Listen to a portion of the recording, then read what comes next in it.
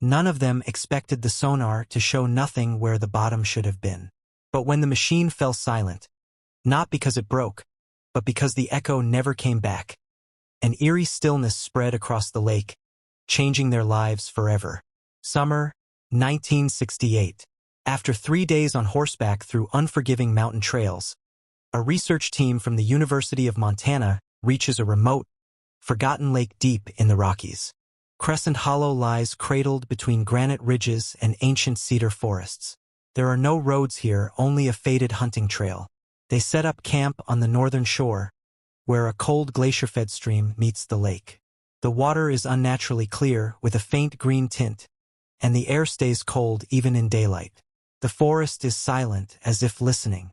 The expedition is led by Dr. Richard Halloway, a respected hydrologist and devout rationalist. With him are 7 others, a geophysicist, a cartographer, and technicians. Their mission seems simple: map the lake's depths for future research. But almost immediately, the instruments start acting wrong. On the western side, depth readings are steady 20 to 23 meters. But as they move toward the center, the sonar jumps wildly. 28, 32, 12, 51. Technician Michael checks the connections repeatedly. Everything works. Then, at one particular point, the sonar suddenly stops returning any signal. The pulse goes down and never comes back.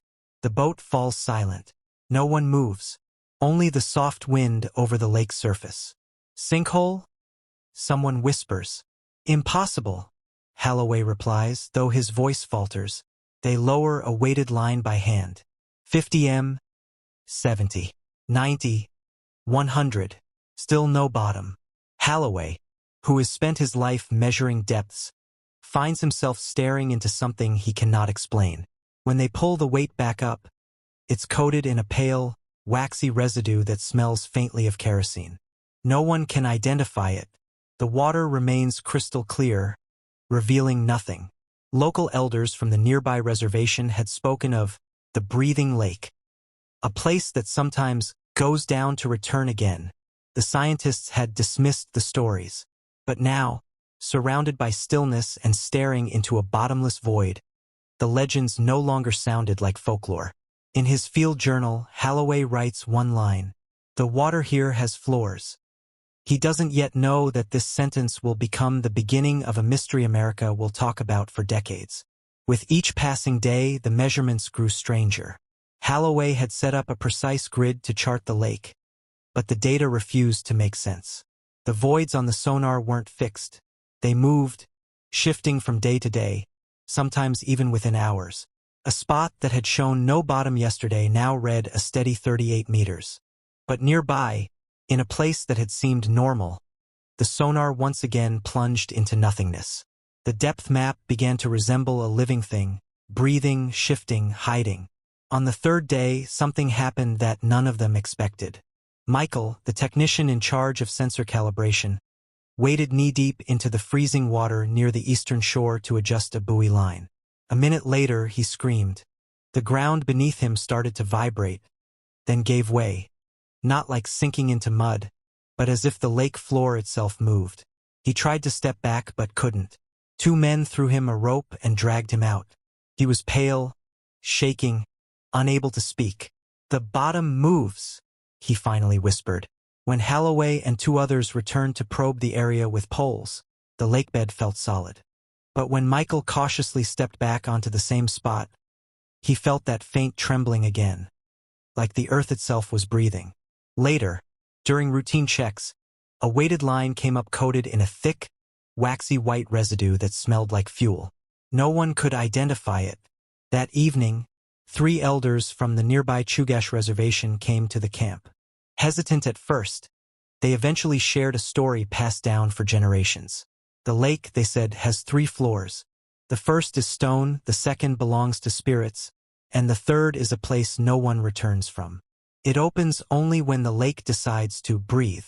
Halloway noted in his journal, "The legends describe the phenomenon more accurately than the instruments, and that terrifies me."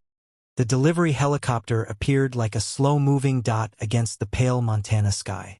It circled twice before carefully lowering itself onto a rough clearing half a mile from camp. The crew rushed to unload the wooden crate, stamped with the university's seal and a warning label. Fragile, optical equipment. Inside lay their most advanced instrument, a tethered underwater camera system with a mounted floodlight designed for deep reservoir surveys. It wasn't a submarine, but in 1968 it was as close as they could get to eyes beneath the surface. For 3 days, the team worked to assemble it by the shoreline. They bolted the frame, tested the light, uncoiled the 150-meter steel cable, and connected the monitor to a portable generator. Each night, the forest seemed to grow quieter, as if listening to their preparations. On the morning of September 2nd, the lake was glassy and still. Not a single ripple broke the surface. "If we're going to find answers," Holloway said, tightening his life vest, "today's the day." They pushed the small inflatable boat off the bank and rowed toward the deepest anomaly, the one that hadn't shifted for 5 days. According to their readings, it was about 400 meters from the eastern shore. Michael and the geophysicist, Harris, slowly lowered the device into the greenish water. The monitor flickered to life, showing a murky but distinct cone of light from the camera's flood lamp. At first, everything looked exactly as expected. Crystal clear water with particles drifting lazily past the lens. At around 20 meters, the rocky slope of the lakebed appeared. Boulders covered in dark moss, the usual signs of glacial sedimentation. But as the camera descended past 30 meters, the rocks vanished. The screen filled with nothing but black water. Harris adjusted the light intensity. The beam extended a few meters ahead, then disappeared into darkness. 50 meters, he called out. Holloway, standing near the reel, nodded silently. At 62 meters, the cable jerked sharply to the left. "Hold it." "What was that?" Michael shouted. The camera feed tilted violently. The cable strained at an angle, as if caught in a side current. "But lakes don't have currents like that." "It's pulling sideways," Harris muttered, trying to reel it in slightly. The tension increased. The boat tilted. On the monitor, the image stabilized for a second, just long enough to capture something impossible. Faint vertical shapes emerged through the beam. They weren't rocks. They were columns, tall, dark, almost geometric silhouettes, rising upward from below. The light caught the edges of 2 of them, revealing surfaces that looked neither natural nor entirely artificial, smooth, but irregular, as if sculpted by something other than water. Then, the picture fractured into static. "Signal's gone," Michael yelled. "Check the power." "It's fine. It's the camera." Harris started pulling the cable in as fast as he dared. For 20 long minutes they worked the winch, every turn heavy with the possibility of a break. Finally, the steel frame surfaced, dripping, but the camera lens was shattered, not cracked, but punched outward from the inside. The floodlight was crushed, the casing dented inwards at several points.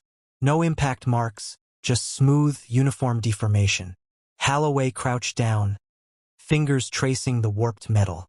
"This is pressure damage," Harris said quietly. "Like 300 meters deep, minimum." "But we were at 62, Michael whispered. The explanation didn't exist. There was no geological structure that could produce that kind of pressure pocket inside a freshwater lake. The men fell silent. Around them, the forest was utterly still, the air cold against their skin. That night, the campfire burned lower than usual.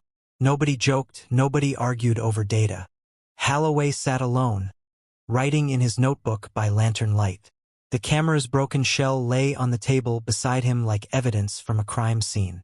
In his notes, the tone shifted, no longer clinical but cautious, almost reverent. At 62 meters, unexpected lateral force. Visual contact with vertical structures. Camera failure. Pressure damage inconsistent with recorded depth. Unknown origin. When he looked up at the dark water, reflecting the stars, a thought came to him uninvited, quiet but persistent. What if it's not a void, but a passage? He didn't write that part down. The broken camera left the team uneasy. Scientific detachment began to fray under the weight of what they'd witnessed. The lake wasn't just deep, It was unpredictable, alive in some quiet, alien way. But Holloway wasn't ready to stop. If machines couldn't handle the descent, they'd try the old way. Michael had done recreational diving years earlier off the Pacific coast. He wasn't a professional, but he knew his way around scuba gear. The university had sent 2 basic air tanks for shallow sampling, never intended for exploration, but they'd have to do. The plan was simple: descend no deeper than 30 meters in one of the stable zones near the western shore, collect sediment, observe the slope, and surface. No risks, no heroics. September 5th. The lake lay flat under a cold morning sky. Mist clung to the water like a thin, ghostly sheet. Michael suited up slowly, hands steady but pale. Harris checked the regulators twice. Holloway stayed silent, watching every movement. A safety rope was clipped to Michael's belt, connected to the boat. A crude underwater telephone, little more than a wire and microphone, was their only line of communication. He stepped into the water and disappeared beneath the surface. The first minutes were routine. Good visibility. His voice crackled through the speaker. Sandy bottom, scattered rocks, no vegetation. At 18 meters, he reported reaching a slope, steeper than expected, but stable. He filled a small bag with sediment, clipped it to his belt, and moved along the slope's edge. Then his tone changed. Wait, this is strange. The ground just drops. Sharp edge ahead. On the boat, Holloway froze. Describe it. It's not gradual, like someone cut the lakebed with a knife. Vertical wall, maybe 10 meters down. Past that, I can't see. Do not approach the edge, Holloway ordered. Static. Then Michael again, softer, almost to himself. I'm going closer. I just want a better look. The signal popped and hissed. Surface now, Michael. That's an order. More static. Soft. It's soft, not rock, like clay or silt. My knife just a gasp. It's moving. The wall's moving. The line went dead. On the boat, the rope slackened. Panic hit like cold wind. Holloway and Harris hauled the line hand over hand. It moved too easily, no resistance. When the end surfaced, the clip was open. Michael had unhooked himself. God damn it, Harris hissed. Why would he? 20 eternal seconds later, 50 feet away, bubbles broke the surface. Michael emerged gasping, tearing off his mask. They pulled him into the boat. His face was bloodless, his hands shaking uncontrollably. There's a drop, he managed between breaths. A real drop. The bottom just ends. Past the wall. There's nothing. And he stopped, eyes unfocused. Something pulled. Not fast, just steady. Like the lake was breathing me in. Wrapped in blankets on shore, Michael described what he'd felt in halting sentences. When he pressed his knife into the wall, it sank easily, like into wet peat. A low vibration traveled up the blade into his hand. The wall seemed to quiver, and suddenly his legs felt a downward tug, gentle but undeniable. He panicked, unhooked the line to move freely, and swam hard away from the edge. The moment he left the wall behind, the pull stopped. That night, the fire crackled against a silence thicker than the mountain air. Nobody doubted anymore that the lake held something they didn't understand. Holloway reread Michael's account by lantern light. The phrase that stuck with him was simple, scribbled at the bottom of the diver's note. The bottom ends. Then there's nothing. The night it happened was colder than usual. A sharp wind had swept through the valley that afternoon, rattling the treetops and stirring the surface of the lake into short, choppy waves. By midnight, everything had gone still again. The air was brittle and clear. The stars hung low over Crescent Hollow like frost pinned to black velvet. Michael had drawn the first night watch. He sat near the shoreline, bundled in a heavy jacket, flashlight resting across his knees. The rest of the team slept uneasily in their tents. After the dive, no one felt truly at ease anymore. Even the forest seemed to hold its breath. It started as a faint shimmer. At first he thought it was a reflection, maybe a star caught on the surface. But then the light pulsed. Once, twice, slowly, rhythmically. like the steady beat of some submerged heart. "Richard," he whispered into the tent, but his voice was swallowed by the silence. Within seconds, the glow grew stronger. A greenish light spread across the center of the lake, roughly the size of a truck, radiating from somewhere deep below. The water didn't ripple or boil. It simply glowed, pulsing every few seconds, brightening, then fading, as if breathing. One by one, the rest of the team stumbled out of their tents, faces pale in the otherworldly light. No one spoke.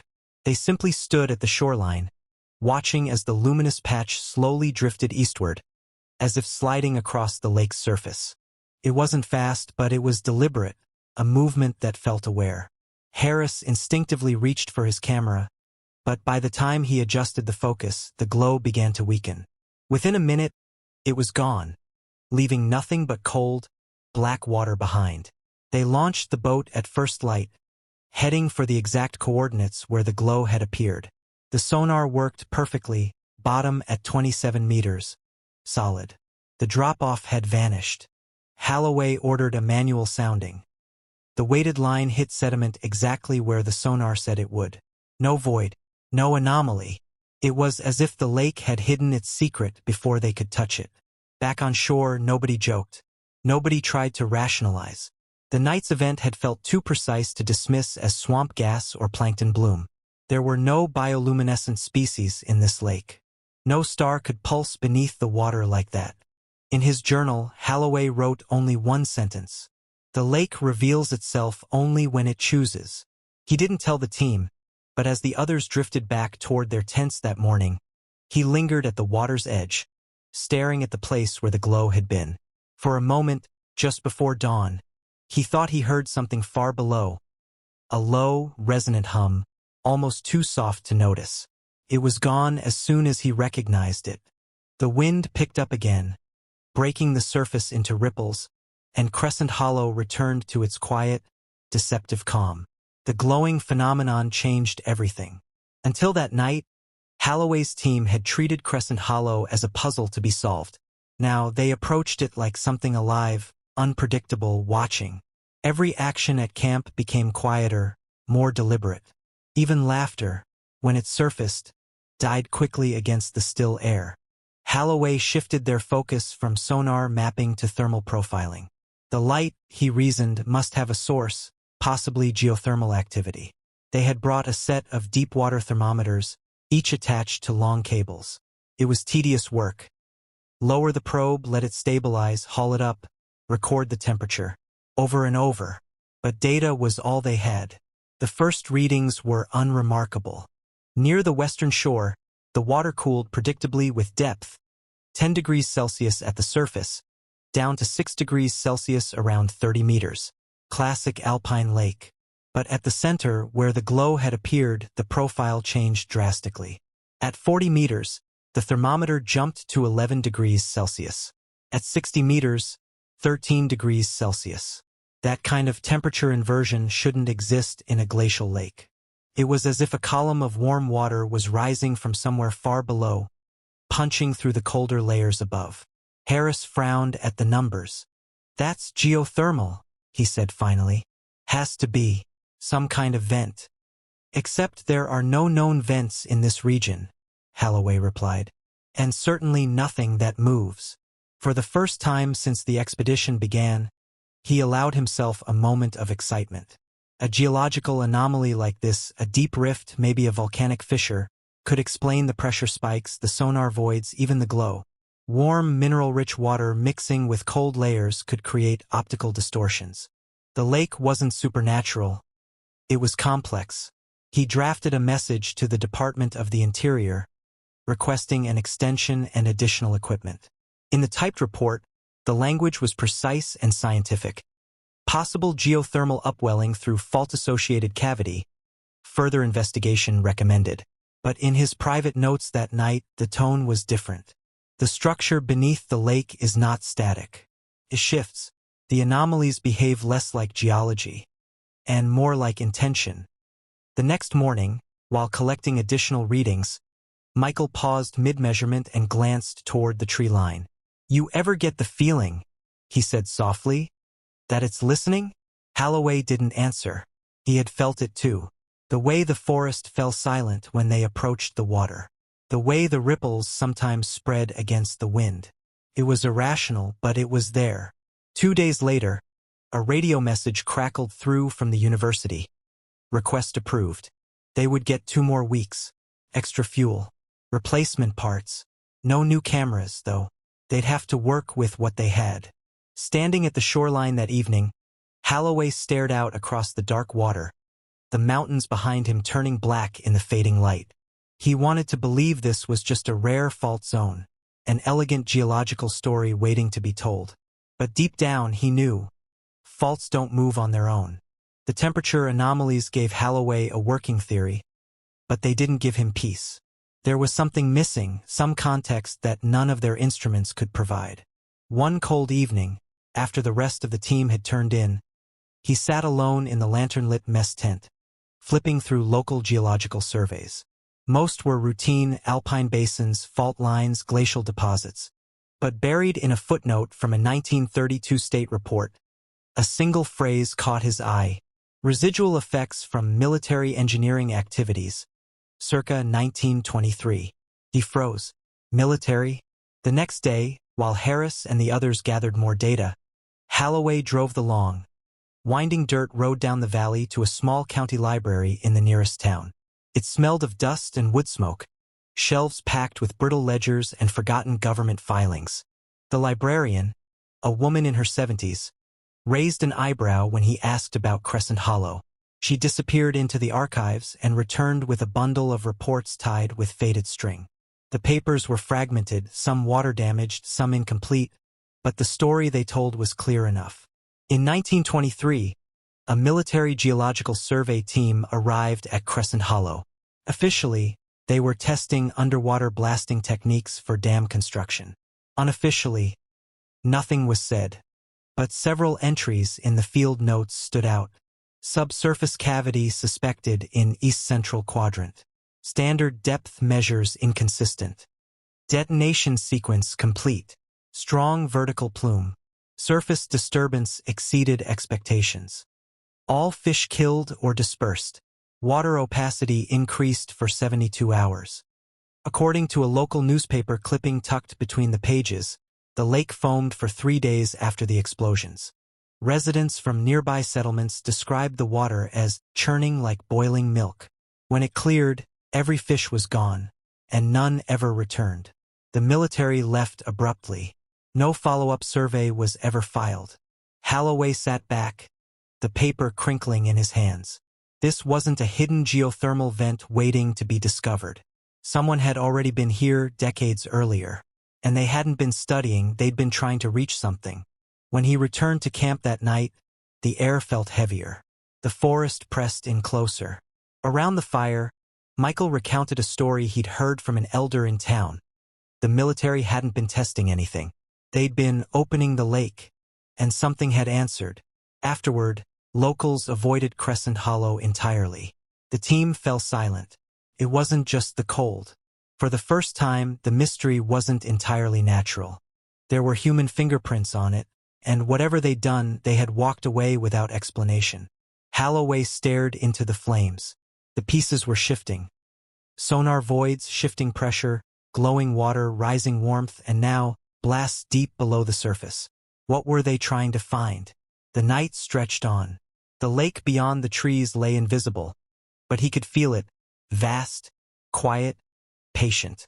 Years passed, but Crescent Hollow never left Richard Holloway. Officially, the expedition wrapped up with a cautious, data-heavy report filed to the university and the Department of the Interior. The language was dry: unusual thermal structures, possible fault-associated cavity, recommend further study. Unofficially, the experience split the team.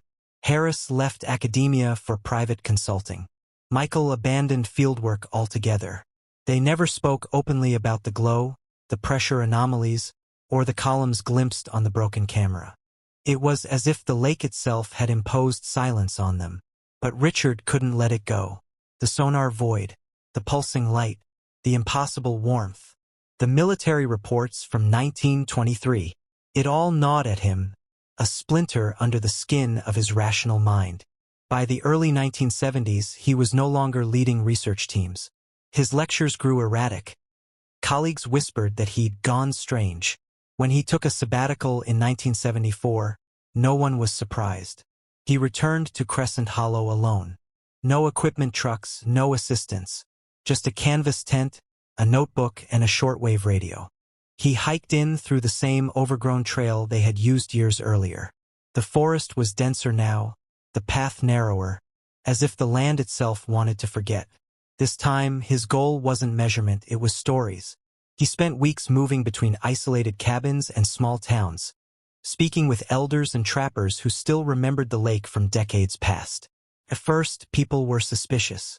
But gradually, as nights grew colder and conversations shifted to the past, fragments began to surface. An old fisherman described watching the military explosions as a boy. The water boiled, then went dead. No birds for weeks. A woman from a Chugach family spoke of 3 layers beneath the lake. The stone, the water, and the one below, the one that listens. A hunter told him about a night in the 1940s when the lake hummed like a train far underground, and green light bled through the trees. Richard filled notebook after notebook. The more he heard, the more the scientific framework of his old career frayed at the edges. These weren't just legends. The details were too consistent, too eerily aligned with the anomalies he'd measured. At night, alone in his tent, he would stare across the water and think of the columns. The way they'd stood there in the camera's light, silent and vertical like ribs in the dark. He started sketching them from memory, over and over, until the shapes invaded his dreams. Sometimes he woke up with the low vibration thrumming in his chest, even though the night outside was silent. His notes from that trip were unlike anything he'd written before. The neat lines of data gave way to scattered reflections. The lake is not static. It is waiting. Local memory is more accurate than sonar. There is an intelligence here, slow, geological, but aware. When he finally left the mountains, his pack was heavier than when he'd arrived. Not with equipment, but with stories, sketches, and questions that no one in the academic world wanted to touch. By then, Crescent Hollow was no longer a research subject. It was a presence, one that had taken root in him.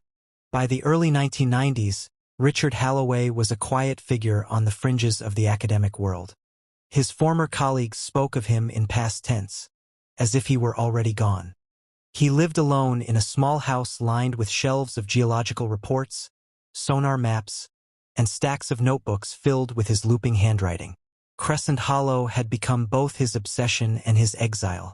Then, in the spring of 1994, an envelope arrived. Inside was a handwritten letter and several hand-drawn diagrams. It came from a young geology student named Christopher McNeil, who had heard whispers about Halloway's abandoned expedition. The letter described a hiking trip the previous summer. A group of climbers had been descending from the ridges overlooking Crescent Hollow when they noticed something unusual on the lake's surface. It was perfect, Christopher wrote, like someone had thrown a stone, but the circles didn't fade. They kept growing, huge, concentric rings, perfectly even. No wind, no boats, just circles. They had watched for nearly half an hour as the rings spread, slowly reaching the shoreline before dissolving. Christopher had mapped the location as best he could. He thought it might be gas seepage from the lakebed, but the regularity unnerved him. It didn't behave like any geological release he'd ever seen. Richard spread the sketches out on his kitchen table. The pattern was unmistakable. A surface disturbance radiating from the exact same sector of the lake where the anomalies had first been detected. He cross-referenced the dates. The sonar void and the glowing phenomenon had been in 1968. Local accounts spoke of a similar glow sometime in the late 1970s.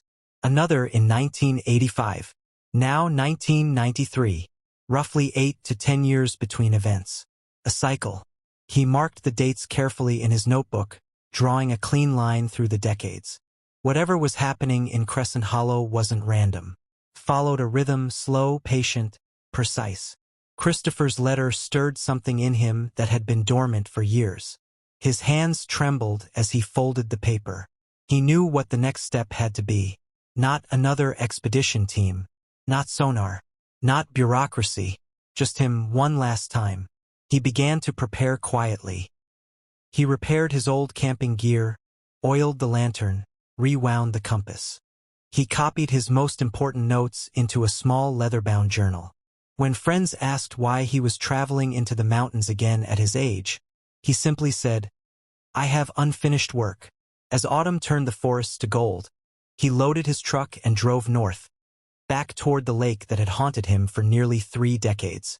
The air grew colder with every mile, the roads narrower, the world quieter.